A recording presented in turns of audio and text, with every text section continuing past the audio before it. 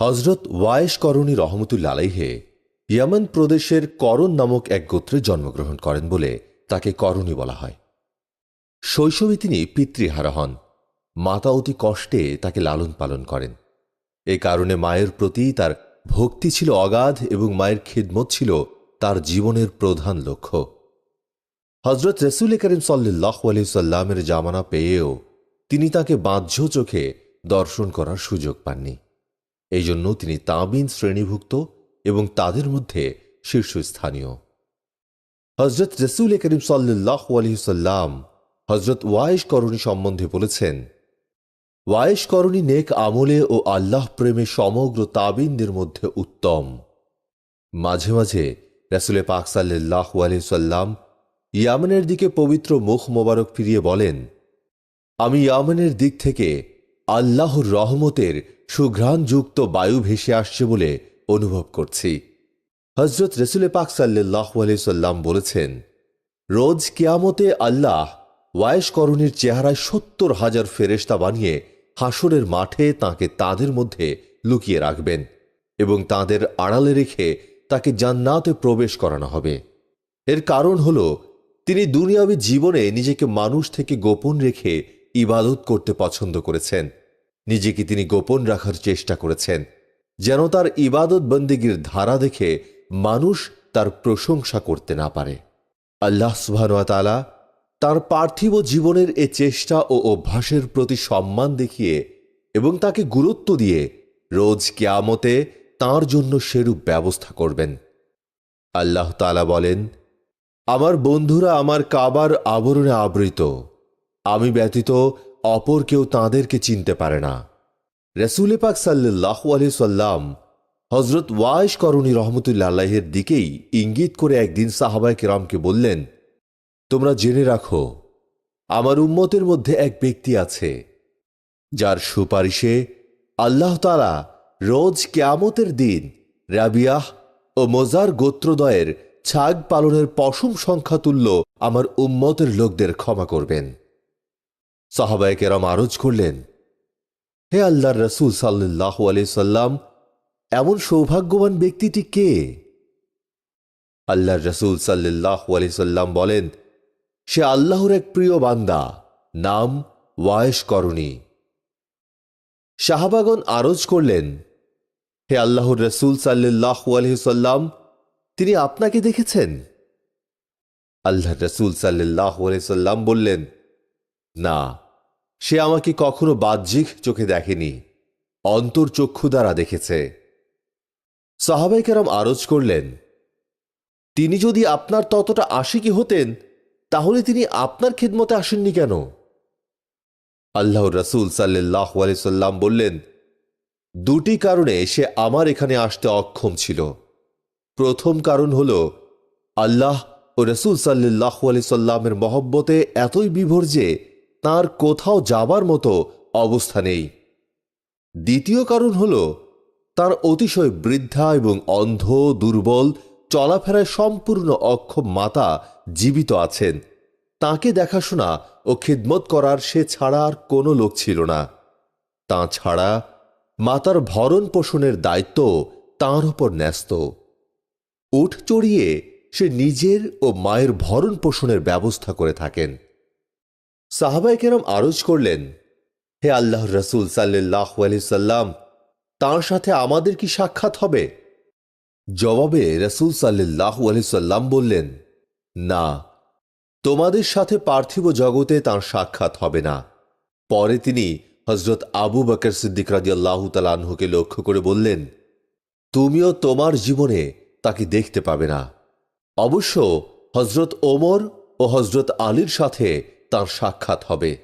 এরপর তিনি ওয়ায়েশ করণী রহমতুল্লাহ আলাইহির পরিচয় দিতে গিয়ে বললেন, তার মাথার চুল খুব ঘন আর তার বাম পাজরের ওপর ও হাতের তালুতে একটা করে সাদা দাগ আছে, কিন্তু তা ধবল রোগের চিহ্ন নয়।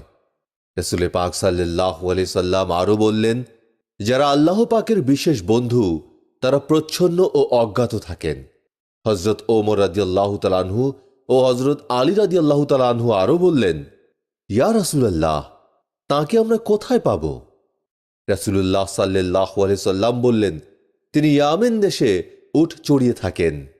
এর পরের ঘটনা হল, রাসূল পাক সাল্লাল্লাহু আলাইহি সাল্লাম এর ইন্তেকালের সময় আসন্ন হয়ে এলে একদিন তিনি হযরত ওমর রাদিয়াল্লাহু তাআলা আনহু ও হযরত আলী রাদিয়াল্লাহু তাআলা আনহুকে ডেকে বললেন, তোমরা আমার ইন্তেকালের পর আমার খেরকা ওয়াইশ করণীকে দিয়ে দেবে আর তাকে আমার পক্ষ থেকে সালাম জানিয়ে বলবে সে যেন আমার গুনাহগার উম্মতের জন্য দোয়া করে। হযরত ওমর রাদিয়াল্লাহু তাআলা আনহু এর খেলাফতের আমলে খলিফা ওমর রাদিয়াল্লাহু তাআলা আনহু হযরত আলী রাদিয়াল্লাহু তাআলা আনহুকে সাথে নিয়ে ওয়াইশ করণী রহমতুল্লাহ আলাইহির সন্ধানে মদিনা থেকে কুফার পথে চললেন। সেখানে পৌঁছে তাঁরা কুফাবাসীদের কাছে ওয়াইশ করণী রহমতুল্লাহ আলাইহির কথা জিজ্ঞেস করলেন, কিন্তু তারা কেউই তার সন্ধান দিতে পারল না।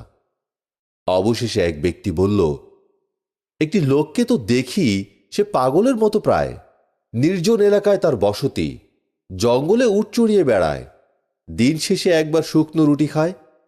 তার স্বভাব হলো লোকে যখন হাসে সে তখন কাঁদে, আবার লোকে যখন কাঁদে সে তখন হেসে থাকে। লোকটির কাছে এরূপ খবর পেয়ে হযরত ওমর রাদিয়াল্লাহু তাআলা আনহু ও হযরত আলী রাদিয়াল্লাহু তাআলা আনহু করুণ এলাকায় গিয়ে যখন তাঁর কাছে হাজির হলেন, তখন তিনি নামাজ পড়ছিলেন। তিনি যখন নামাজ শেষ করে উঠলেন, সাহাবীদ্বয় তাঁকে সালাম করে তার নাম জিজ্ঞাসা করলেন। তিনি বললেন, অধমের নাম আব্দুল্লাহ। হযরত ওমর ফারুক রাদিয়াল্লাহু তাআলা আনহু বললেন, আপনার আসল নামটি বলুন। তিনি বললেন, ওয়াইশ। হযরত ওমর রাদিয়াল্লাহু তাআলা আনহু বললেন, অনুগ্রহ করে আপনার হাতখানা দেখাবেন কি? তিনি হাত বাড়ালে তাতে অবিকল হযরত রাসূল করিম সাল্লাল্লাহু আলাইহি সাল্লাম বর্ণিত নিশানা দেখে হযরত ওমর রাদিয়াল্লাহু তাআলা আনহু তার হাতখানা চুম্বন করলেন। তারপর রাসূল পাক সাল্লাল্লাহু আলাইহি সাল্লামের ওসিয়তের কথা উল্লেখ করে তার হাতে রাসূল সাল্লাল্লাহু আলাইহি সাল্লামের পবিত্র খেরকা প্রদান করলেন। রাসূল সাল্লাল্লাহু আলাইহি সাল্লামের নির্দেশ অনুযায়ী তার উম্মতের জন্য দোয়ার কথাও বলা হলো। এসব কথা শুনে হযরত ওয়াইশ করণী রহমতুল্লাহ আলাইহি বললেন, দেখুন, আপনারা খুব ভালোভাবে খোঁজ খবর নিয়ে দেখুন, সম্ভবত এ অন্য লোক হবেন। হযরত ওমর রাদিয়াল্লাহু তাআলা আনহু বললেন, আমরা খুব ভালোভাবেই দেখে শুনে নিয়েছি।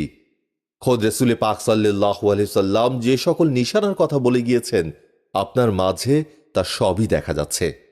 আমরা সম্পূর্ণ নিশ্চিত যে আপনি রাসূল পাক সাল্লাল্লাহু আলাইহি সাল্লামের সে পরম প্রিয় ওয়াইশ করণী।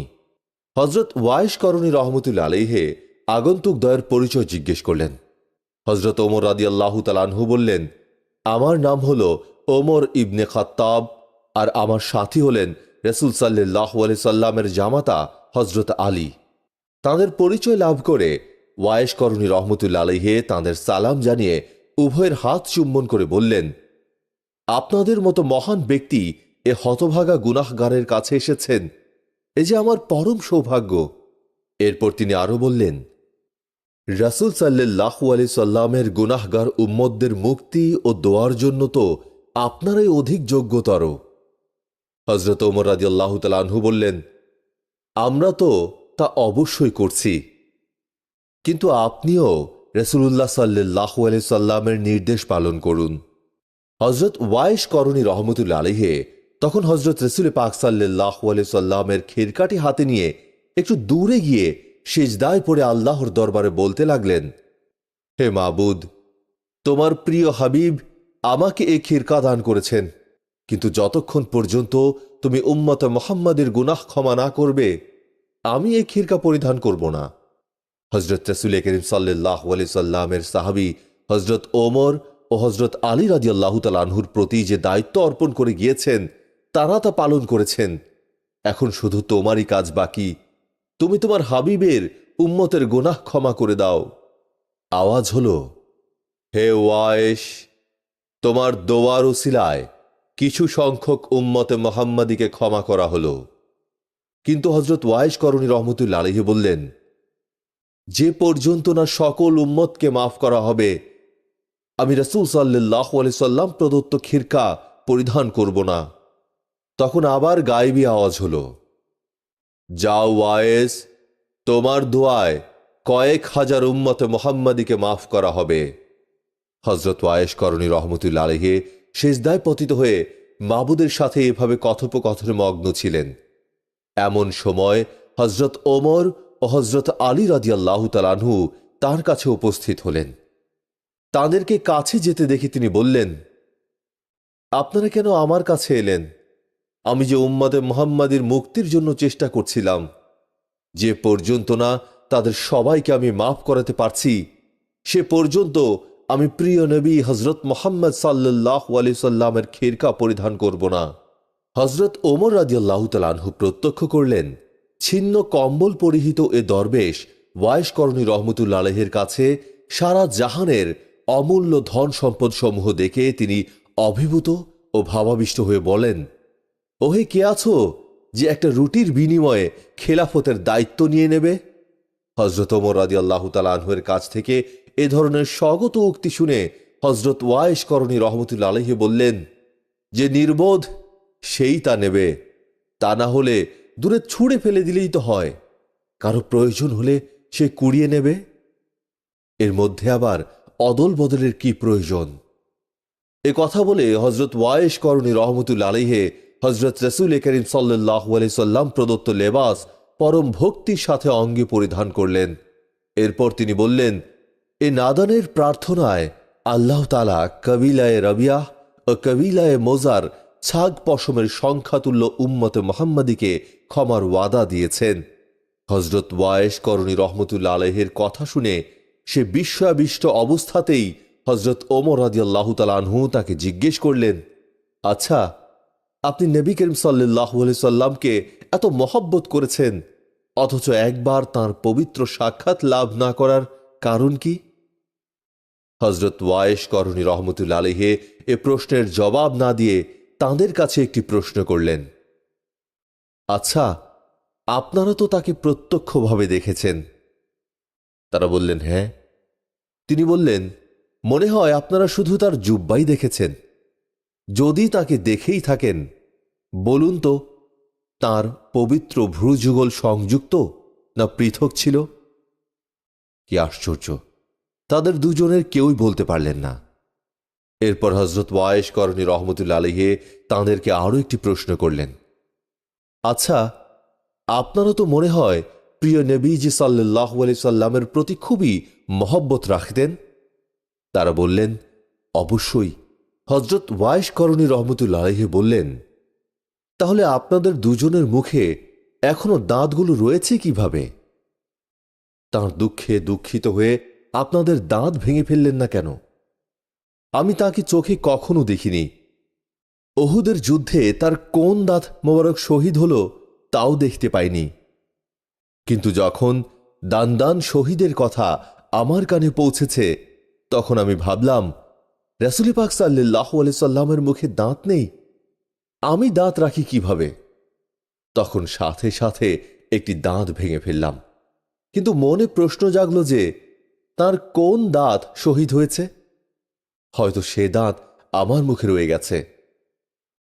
এই সন্দেহ দূর করবার জন্য আমি সবগুলো দাঁতই ভেঙে ফেলেছি।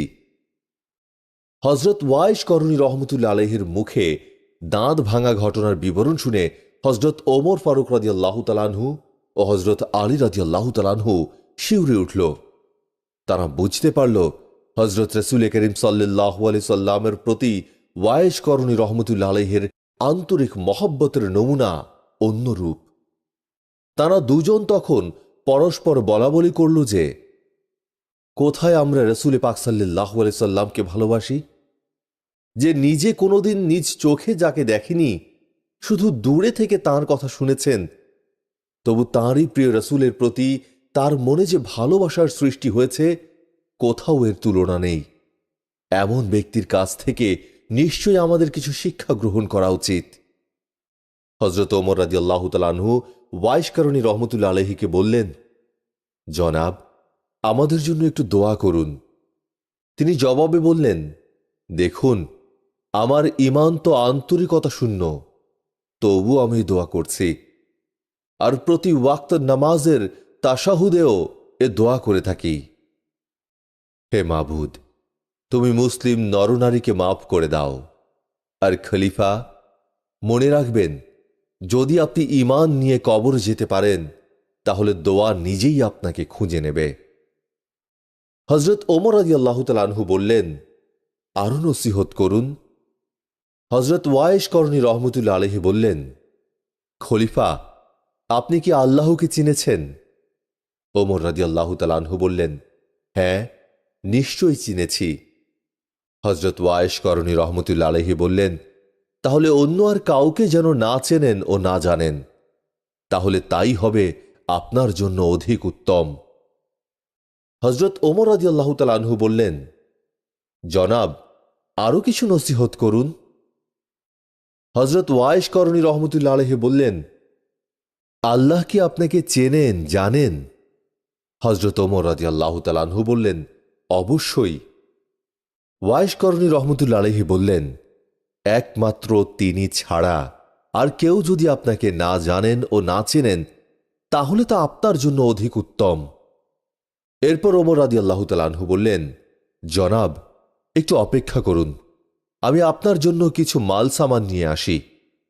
তখন ওয়াইস করনী রহমতুল্লাহ আলাইহি নিজের জামার পকেট থেকে কিছু পয়সা বের করে হযরত ওমর রাদিয়াল্লাহু তাআলা আনহুকে দেখিয়ে বললেন, উট চড়ানো মজুরি বাবদ আমি এটা উপার্জন করেছি। যদি আপনি নিশ্চিত করে বলতে পারেন যে এগুলো খরচ করার পরও আমি বেঁচে থাকব, তাহলে আমার আরও কিছু মাল সামান প্রয়োজন দেখা দেবে, কিন্তু জীবনের এক মুহূর্তেরও বিশ্বাস নেই, তাই মাল সঞ্চয়েরও প্রয়োজন নেই। এরপর হযরত ওয়াইস করনী রহমতুল্লাহ আলাইহি সাহাবাদয়কে সম্বোধন করে বললেন, হে মাননীয় মেহমানদয়, অধমের সন্ধানে এত দূর আসতে বহু কষ্ট পেয়েছেন, আশা করি অপরাধ ক্ষমা করবেন। তবুও আপনারা বিদায় নিন। দেখুন, কিয়ামত খুবই নিকটবর্তী, আল্লাহর রহমতে সে সময় আবার সাক্ষাৎ হবে আশা করি, তখন আমাদের সান্নিধ্য দীর্ঘস্থায়ী হবে। আমি এখন আখিরাতের পাথেয় সংগ্রহে অত্যধিক ব্যস্ত। এ পর্যন্ত বলেই সম্মানিত সাহাবীদ্বয়কে বিদায় দিয়ে তিনি নিজেও সেখান থেকে উঠে চলে যান। এ সাহাবীদ্বয় ওয়াইস করনী রহমতুল্লাহ আলাইহির সাথে সাক্ষাতের পর থেকেই তার মান মর্যাদার কথা লোক সমাজে প্রকাশ হয়ে পড়ে। এর ফলে তার নির্জন ইবাদত বিঘ্নিত হবে অনুধাবন করে তিনি কারণ এলাকা থেকে কুফায় চলে যান। এরপরে হারম ইবনে জাবান ছাড়া আর কারো সাথে তার সাক্ষাৎ হয়নি। হযরত হারম ইবনে জাবান ওয়াইস করনী রহমতুল্লাহ আলাইহি সম্পর্কে আশ্চর্যজনক ঘটনাবলী শুনতে পেয়ে তাঁর সাথে সাক্ষাৎ করার জন্য তাকে খুঁজতে বের হয়ে পড়লেন এবং কুফায় তার সাক্ষাৎ লাভ করলেন। একদিন তিনি তাকে ফোরাত নদীতে অজু করতে দেখতে পেলেন। ওয়াইস করনী রহমতুল্লাহ আলাইহির শারীরিক নিদর্শনগুলোর কথা তিনি পূর্ব থেকেই জানতেন। সেগুলোর সব তার মধ্যে দেখতে পেয়ে তিনি তাকে চিনে ফেললেন। তিনি তাকে সালাম করে মোসাহাফার জন্য হাত বাড়ালেন। হযরত ওয়াইস করনী রহমতুল্লাহ আলাইহি সালামের জবাব দিলেন, কিন্তু মোসাহাফা করলেন না। ইবনে জাবান ওয়াইস করনী রহমতুল্লাহ আলাইহির দারিদ্র্যের করুণ অবস্থা দেখে কেঁদে দিলেন।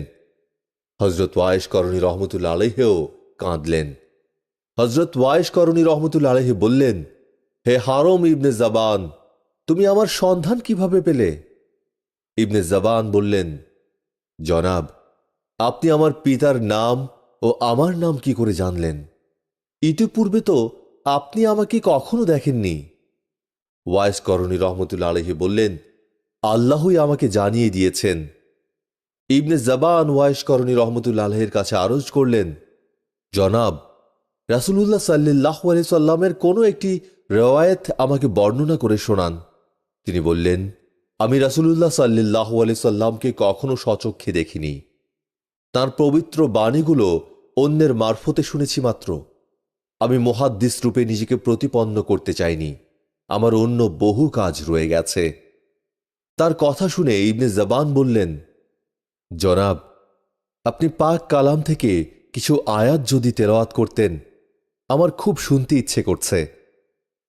হযরত ওয়াইস করনী রহমতুল্লাহ আলাইহি আউযু বিল্লাহি মিনাশ শাইতানির রাজিম কালামটি পাঠ করে আকুলভাবে কাঁদতে শুরু করলেন এবং কোরআনে পাকের আয়াত ওয়ামা খালাকতুল জিন্না ওয়াল ইনসা ইল্লা লিয়াবুদুন তিলাওয়াত করলেন, অর্থাৎ আমি জিন ও মানব জাতিকে শুধুমাত্র আমার ইবাদতের জন্যই সৃষ্টি করেছি। এরপর তিনি ভীষণ জোরে এক চিৎকার দেন।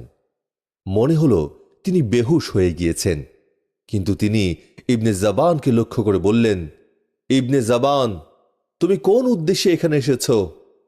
ইবনে জাবান বললেন, আপনার প্রতি ভালোবাসা ও শ্রদ্ধাই আমাকে টেনে এনেছে।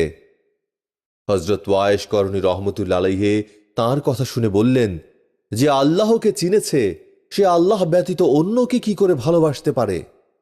জেনে রেখো, একমাত্র আল্লাহ সুবহানাহু ওয়া তাআলা ব্যতীত অন্য কারো সাথে বন্ধুত্ব স্থাপন করে কেউ কোনোদিন সফল হতে পারেনি। এরপর ইবনে জাবান বললেন, জনাব, আমাকে কিছু উপদেশ দিন। হযরত ওয়াইস করণী রহমতুল্লাহ আলাইহি বললেন, ইবনে জাবান, যখন নিদ্রা যাবে তখন মৃত্যু তোমার শিয়রে বলে মনে করবে, আর জাগ্রত অবস্থায় সর্বদাই মৃত্যুকে তোমার চোখের সামনে আছে বলে জানবে। যে কোনো গুনাহকে ছোট মনে করবে না, কেননা গুনাহকে ছোট মনে করাই একটি গুনাহ করারই শামিল। ইবনে জাবান তার কাছে জিজ্ঞেস করলেন, জনাব, বলুন এখন আমি কোথায় বসবাস করব? হযরত ওয়াইস করণী রহমতুল্লাহ আলাইহি বললেন, তুমি সিরিয়ায় চলে যাও। ইবনে জাবান বললেন, নতুন অপরিচিত দেশে গিয়ে রুটি রোজগার কিভাবে করব? হযরত ওয়াইস করণী রহমতুল্লাহ আলাইহি বললেন, মনে এত ভাবনা চিন্তা থাকলে উপদেশে কোনো ফায়দা হবে না। ইবনে জাবান আরও কিছু নসিহতের জন্য অনুরোধ করলে হযরত ওয়াইস করণী রহমতুল্লাহ আলাইহি বললেন, তোমার পিতা চলে গেছেন। হযরত আদম থেকে নূহ, মূসা, ঈসা, এমনকি আখিরি নবী হযরত মুস্তাফা সাল্লাল্লাহু আলাইহি ওয়াসাল্লাম দুনিয়া ত্যাগ করেছেন। ভাই ওমর রাদিয়াল্লাহু তাআলা আনহুও একই পথের পথিক হয়েছেন। এ পর্যন্ত বলে তিনি হায় ওমর রাদিয়াল্লাহু তাআলা আনহু, হায় ওমর রাদিয়াল্লাহু তাআলা আনহু করে কাঁদতে শুরু করলেন। ইবনে জাবান বললেন, আল্লাহ আপনার মঙ্গল করুন, কিন্তু জনাব, হযরত ওমর রাদিয়াল্লাহু তাআলা আনহু তো ইন্তেকাল করেননি। হযরত ওয়াইস করণী রহমতুল্লাহ আলাইহি বললেন, আল্লাহ আমাকে তার ইন্তেকালের খবর দিয়েছেন। তারপর তিনি বললেন, তুমি আমি সবাই তো এ পথেরই পথিক। হযরত ওয়াইস করণী রহমতুল্লাহ আলাইহি নামাজ আদায় করে দোয়া করলেন। পরে উদ্দেশ্যচ্ছলে বললেন, জাবান, পবিত্র কোরআন ও অলিদের বাণী অনুসরণ করে চলো, আর মৃত্যুর কথা এক মুহূর্তের জন্য ভুলে থেকো না। জাবান, তোমার সাথে আমার আর সাক্ষাৎ হবে না, তুমি আমার জন্য দোয়া করো, আমিও তোমার জন্য দোয়া করছি। তুমি খাঁটি মুসলমানদের মতো জীবনযাপন করো। এরপর তিনি ইবনে জাবানকে লক্ষ্য করে বললেন, তুমি এ পথ দিয়ে চলে যাও, আর আমিও অন্য পথ দিয়ে চলে যাচ্ছি। ইবনে জাবান তাকে কিছু দূর এগিয়ে দিতে চাইলেন, কিন্তু হযরত ওয়াইস করণী রহমতুল্লাহ আলাইহি তাতে রাজি হলেন না। বিদায়কালে হযরত ওয়াইস করণী রহমতুল্লাহ আলাইহি কাঁদলেন এবং ইবনে জাবানকেও কাঁদালেন। ইবনে জাবান বলেন, হযরত ওয়াইস করণী রহমতুল্লাহ আলাইহির সাথে আমার একবারই মাত্র দেখা হয়েছিল, এবং এটাই আমার প্রথম এবং শেষ দেখা। অনেক সময় হযরত ওয়াইস করণী রহমতুল্লাহ আলাইহি ফজরের নামাজ আদায় করে তাসবিহ পড়তে পড়তে জোহরের ওয়াক্তে পৌঁছে যেতেন। জোহরের নামাজ পড়ে তাসবিহ পাঠে আসরের ওয়াক্ত হয়ে যেত। আসর আদায় করে মাগরিব পর্যন্ত তাসবিহ পাঠ করতেন। আবার মাগরিব আদায় করে ঈশা পর্যন্ত তাসবিহ পাঠ করে ঈশার নামাজ আদায় করে ধ্যানে বসতেন। তাতে ফজর হয়ে যেত। ফজর থেকে পূর্বানুরূপ একই অবস্থা চলতে থাকে। এভাবেই একাধারে তার কয়েকদিন চলে যেত। এর মধ্যে তার পানাহার হতো না, বিশ্রাম নিদ্রার প্রয়োজন দেখা দিত না, পায়খানা প্রস্রাবের প্রয়োজন হতো না, তাই তার অজু গোসলেরও দরকার হতো না। শোনা যায় তিনি একাধিক্রমে বহু রাত শয্যা ত্যাগ করে বলতেন, এ রাতটি আমার কিয়ামের জন্য, এ রাতটি রুকুর জন্য, এ রাতটি সিজদার জন্য। এভাবে প্রতিটি রাত তার বিনিদ্র ইবাদতে অতিবাহিত হতো। লোকজন জিজ্ঞেস করেছেন, হজরত ওয়ায়েশ, আপনি কেমন আছেন? তিনি বলতেন, কি বলবো, সিজদায় গিয়ে সিজদার তাসবিহ পড়তে না পড়তেই রাত অবসান হয়ে যায়। মন চায় একটু ফেরেশতাদের মতো ইবাদত করি, কিন্তু তার হয়ে ওঠে না। আরেকবার তিনি কেমন আছেন প্রশ্নের উত্তরে বললেন, কেমন আছি তা কি করে বলবো? যে সকালে উঠে সন্ধ্যার পূর্বেই তার মৃত্যুর ডাক আসে কিনা এ কথা বলতে পারে না, সে আবার কেমন থাকবে? প্রশ্নকারী বললেন, তবু আপনার অবস্থা কি বলুন? তিনি বললেন, এক নিঃসম্বল ও পাথেয় শূন্য পথিক, তার পথ যে খুবই দীর্ঘ। একদিন এক ব্যক্তি তাকে জিজ্ঞেস করে, হুজুরি কলবের নামাজ কি রূপ? তিনি বললেন, যে নামাজে নামাজি তীরবিদ্ধ হলেও তা টের পায় না, তাই হল হুজুরি কলবের নামাজ। একবার লোকজন হজরত ওয়ায়েশ করণী রহমতুল্লাহ আলাইহির কাছে একটি লোকের এক আশ্চর্য খবর নিয়ে এলো। লোকটি দীর্ঘ ৩০ বছর ধরে একটি কবরস্থানে বসে কাঁধে কাফনের কাপড় ঝুলিয়ে শুধু কাঁদছে, তার অন্য কোনো কাজ নেই। এ খবর শুনে হজরত ওয়ায়েশ করণী রহমতুল্লাহ আলাইহি বললেন, তোমরা আমাকে তার কাছে নিয়ে চলো। সেখানে উপস্থিত হয়ে তিনি দেখলেন, সত্যি লোকটি এতদিন ধরে কেঁদে কেঁদে একেবারে জীর্ণ ও কঙ্কালসার হয়েছে, তার খানা পিনা আরাম নিদ্রা কিছুই নেই। হজরত ওয়ায়েশ করণী রহমতুল্লাহ আলাইহি লোকটিকে বললেন, ওহে গাফেল, কবর ও কাফনের কাপড় যে তোমাকে আল্লাহর কাছ থেকে বহু দূরে নিয়ে যায়। এ দুটো বস্তু তোমাকে খাঁটি পথ ভুলিয়ে দিয়ে বিপদগামী করেছে। জলদি তুমি আল্লাহর পথ অবলম্বন করো। হজরত ওয়ায়েশ করণী রহমতুল্লাহ আলাইহির ধমকে লোকটির হুঁশ ফিরে এলে তওবা করে নামাজ রোজা শুরু করে। কথিত আছে, একবার হজরত ওয়ায়েশ করণী রহমতুল্লাহ আলাইহি একাধারে ৩ দিন পর্যন্ত অনাহারি থেকে চতুর্থ দিন ক্ষুধার তাড়নায় বের হয়ে পড়লেন। দেখা যাক আল্লাহ খাবার কোনো কিছু দেন কিনা। হঠাৎ পথে পড়া একটি দিনার তার চোখে পড়ে যায়। তিনি ভাবলেন, হয়তো এ কারো হারানো দিনার, তাই তিনি তা গ্রহণ না করে সামনে চলতে থাকেন। মনে মনে ভাবেন, কিছু কচি ঘাস চিবিয়ে ক্ষুধা নিবৃত্ত করবেন। ঠিক এই সময় কোথা থেকে একখানা রুটি তার সামনে দেখা যায়। যখন তিনি ভাবেন হয়তোবা রুটিখানা অন্য কোনো ব্যক্তির হবে, এ ভেবে তিনি তা হাতেও নেন না, তখন একটি ছাগল তাকে বলে, এ রুটি আপনারই। দেখুন, আপনি যার বান্দা, আমিও তার এক দাস। ছাগলের ইঙ্গিত লাভ করে ও তার ঐরূপ কথা শুনে হজরত ওয়ায়েশ করণী রহমতুল্লাহ আলাইহি রুটিখানা তুলে নেন। অমনি চোখের নিমিষে ছাগলটি অদৃশ্য হয়ে যায়। হজরত ওয়ায়েশ করণী রহমতুল্লাহ আলাইহি দীর্ঘ জীবন লাভ করে অবশেষে পরলোক যাত্রা করেন। অনেকের মতে তিনি বার্ধক্যে সিফফিনের যুদ্ধে হজরত আলী রাদিয়াল্লাহু তাআলা আনহুর পক্ষে যোগদান করে যুদ্ধ করে শেষ পর্যন্ত শহীদ হয়ে যান।